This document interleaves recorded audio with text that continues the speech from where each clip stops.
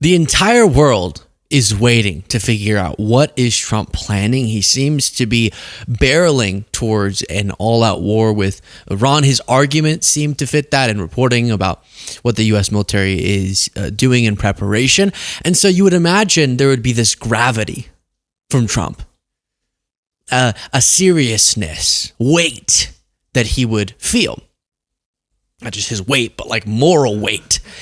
And so reporters are trying to get him to answer. Can you tell us what's going on? Did you have intelligence that Iran was going to do X, Y, or Z? Is that why we're... And take a look at in this presser as they're putting up the big flagpoles at the White House. Trump's response to a question about U.S. intelligence about Iran's plans.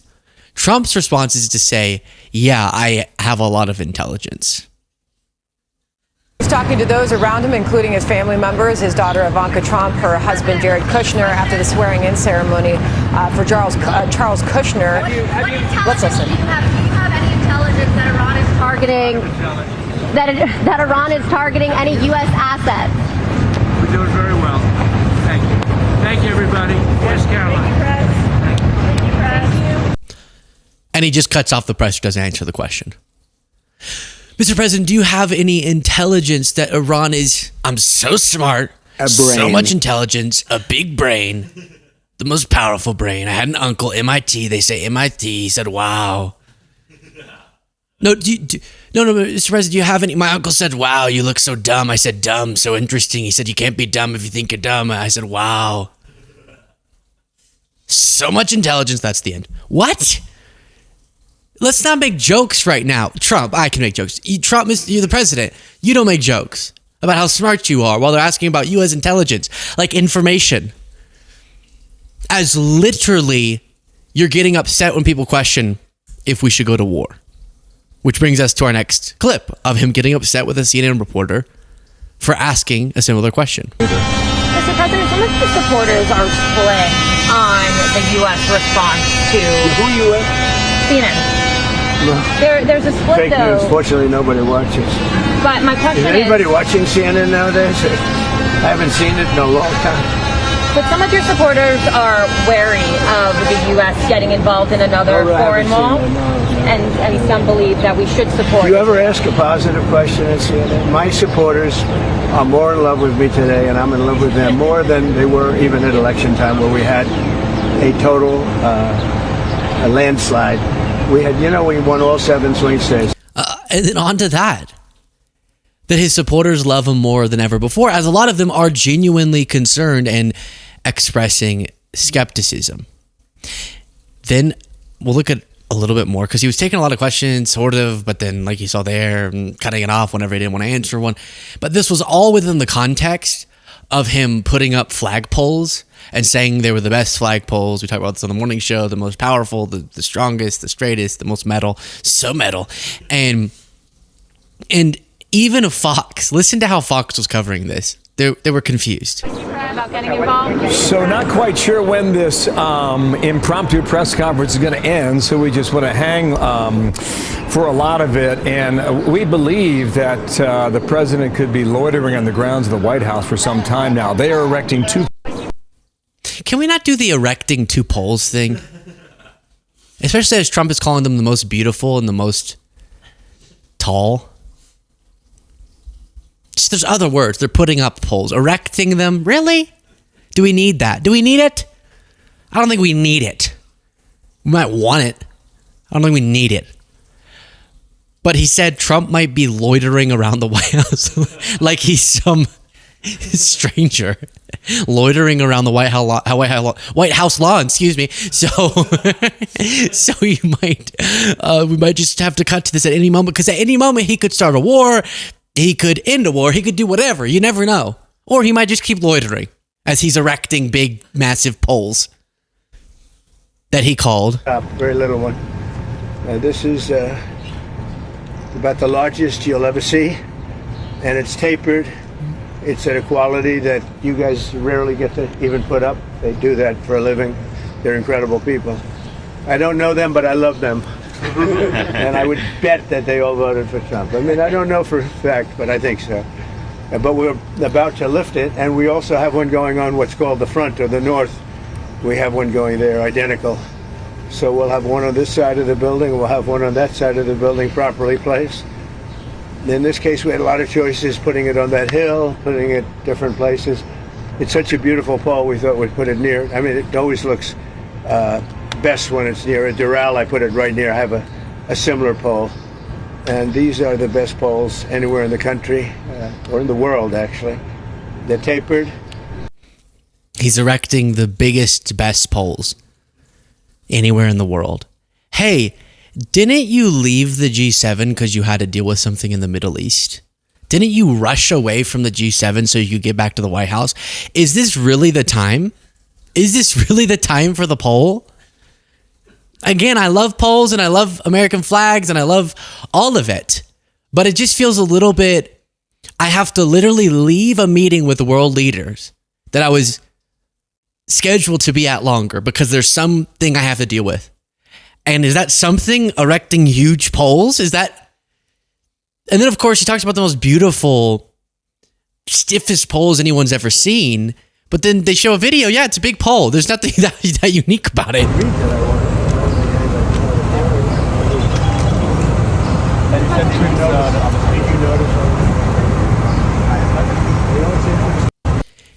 It's a big pole. I don't know if it's the most beautiful one anywhere in the world. Poles are kind of poles. Please do click the subscribe button as we continue through this. It's free. Just click it, but it suggests my videos more to you if that's what you want. If you don't, get out of here. And then he turns around and asks the construction workers, there's no illegal immigrants in here, right? A question on deportations, Mr. President. You said last week that changes would be coming for farmers who have seen a lot of the workers they rely on taken away. But then DHS said this week that worksite enforcement would remain in place, that it's a cornerstone. So what's your message to farmers? We got to get the bad people out of here first, and we're doing that. We're taking them out by the thousands. Murderers, drug dealers, insane asylums? People that are mentally insane from insane asylums. Bingo. What they gave to us, fellas, they gave. Do we have anybody in here that's a member of the? No, I don't think so. You've known all these people for a long time. Any illegal immigrants in here now? If they were, they'll find out. Right? They'll be checking you. You won't believe. Your whole life will be destroyed because of this press conference. Watch, they'll destroy these people. I didn't want to tell them that before they stood up. But they'll end up being us. He's a so-and-so. This one is from you know where. Don't worry. I think you're going to be okay. Sure. I'll be right behind you. Thank you. Far behind you. I'll be right behind you. Now look, we have to take care of our farmers. We have to take care of people that run leisure, hotels. I mean, we have to take care of that. So the question there, and the whatever you call that in response to the question was, you said that you're realizing, oh shoot, if we just go for the point of artificial juicing of deportation numbers, and instead of actually deporting people who we wouldn't want in the country, who have done something wrong, etc., you're just kind of grabbing up anyone in any community, no matter how long they've been there, no matter how law-abiding they've been other than illegally enter the country, and no matter how productive they've been and how intertwined into a community they are, then aside from the human individual toll, there is an economic, a business impacted toll that's taking. And he heard from business leaders, he didn't care about all the other reasons, but just he heard directly from business leaders, this is hurting them. So then he flipped and said, hey, actually, we shouldn't do that. Let's just prioritize folks with criminal records, which is literally what Democrats have always done. But so he shifted that. And then he got backlash from MAGA. So then his DHS came out and said, no, we're doing everything normally like we were doing it before. And now he's saying, well, no, we do have to protect our farmer. So he's all over the place. Just like how we learned that Trump was compelled to shift his stance from let's stay out of a war with Iran to let's go, baby. From where it stands now, it could change again by watching Fox News and being wowed by the imagery. So similarly, if he's getting backlash from business leaders today, he'll say, we're not going to target these communities. And then when he's getting backlash from his MAGA base the next day, he'll say, yeah, we can target those communities. He doesn't know what he wants. He then brings up, or someone asks him about dealing with natural disasters like wildfires, and you're not going to politicize the response to that, right? Right? Mr. President, right? Metal. Mr. President, with the rail funding in California, will your recent dust-ups with Governor Newsom impact additional wildfire relief out there? They've requested $40 billion. Sure, maybe. The man's incompetent. He shouldn't have fires like that. You clean the floor of your forest and you won't have any forest. Just get down on the ground with a sponge and clean the floor, and you'll be fine. You'll be fine. You know, Austria has very, very flammable trees. They don't have forest fires because they clean the floors. They maintain their forest. In response, Gavin Newsom said, "You pulled National Guard from my command who were literally doing this work." Now, how Trump describes it is a very confused description, but you can do forest management to help to minimize wildfires. I don't know if it's the Trump image of just scrub-a-dub-dubbing the floor, but Newsom said, "You pulled National Guard from my command who were literally doing this work to stand around in front of a building in LA. Does the President of the United States not understand what his troops do? Is he confused again? Deeply disturbing." True. Then Trump gets asked and confirms. This is any other president. This is a bombshell of bombshells. We don't even have this. We're 11 minutes into this segment. It's an afterthought. But in any other world, this would be a main story that he confirms the merger. He confirms on the record the merger that Paramount's pursuing is being withheld because to punish them for editing an interview with Kamala Harris in a way he didn't like. That's just him admitting, oh, free speech? Ick.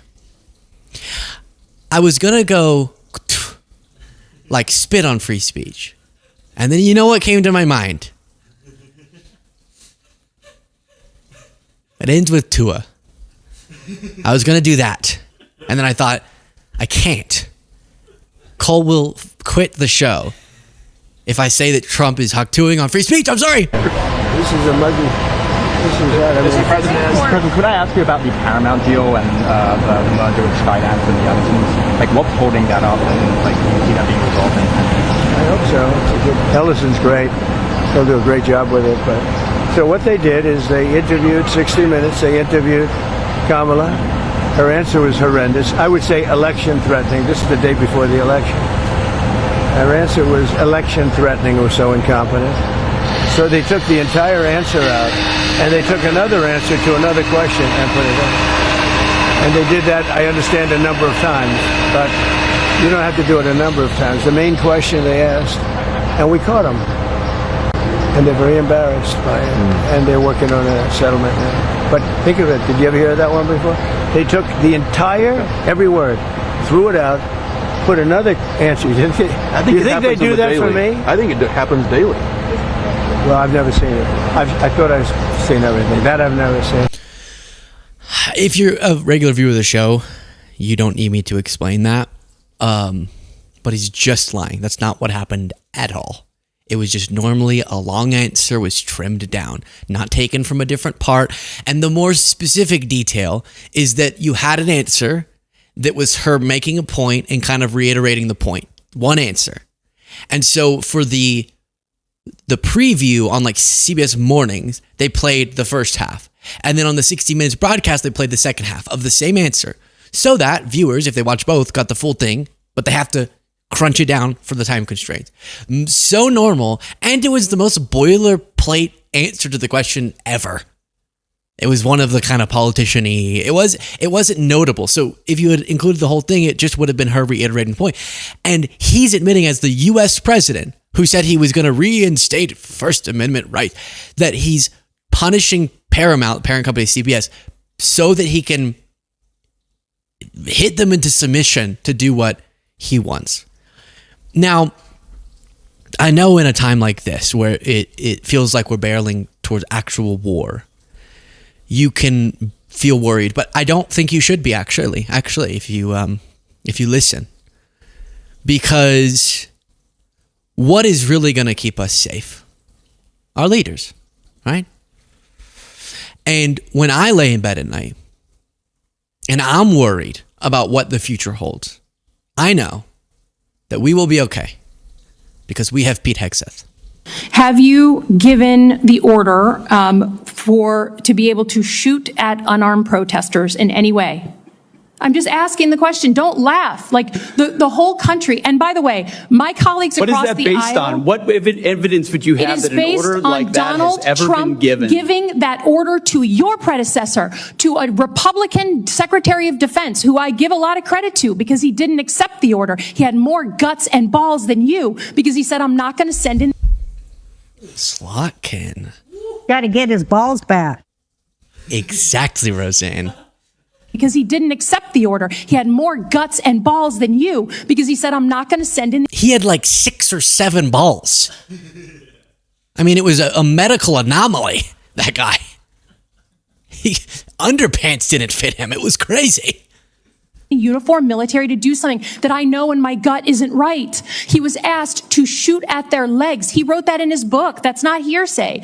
So your poo-pooing of this, it just shows you don't understand who we are as. Okay, sorry, we haven't got to Hexeth's response. And to clarify, if you're just reading the transcript of what I said, you might think, I don't feel better that Hexeth is the one leading us. Why was she willing to say balls, but not something more extreme than poo-pooing? That's so funny. And you're, pardon the term, you're poo-pooing all over it. It just shows you don't understand who we are as a country, who we are. And all of my colleagues across the aisle, especially the ones that served, should want an apolitical military and not want citizens to be scared of their own military. I love the military. I served alongside my whole life, so I'm worried about you tainting it. Have you given the order? Have you given the order that they can use lethal force against honor? I want the answer to be no. Please tell me it's no. Have you given the order? Senator, I'd be careful what you read in books and believing it, except for the Bible. That is why I don't read. Because you never know what can be true or false in books. So lethality. I don't read books. Senator, I'd be careful what you read in books and believing it, except for the Bible. Oh my God. So your former predecessor, I guess that's not enough for you. Okay, on Iran. Yeah, so he didn't really answer the question there. And also, the Bible, sweet, but reading other stuff is good too. And there's some pretty wacky stuff in that Bible. You still gotta have a skeptical eye, right? To know which parts are metaphors and which part aren't, and when you should, what is it, like, take your brother's wife if she died or something? Like, wait, was that literal? Or spill your seed for the sake of helping someone in need? I don't know. That's definitely not in scripture. That one, spill your seed to help one in need. I think I made that up.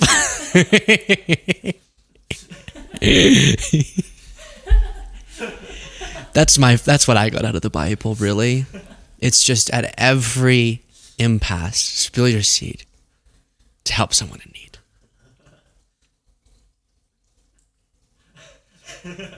Share your thoughts in the comments.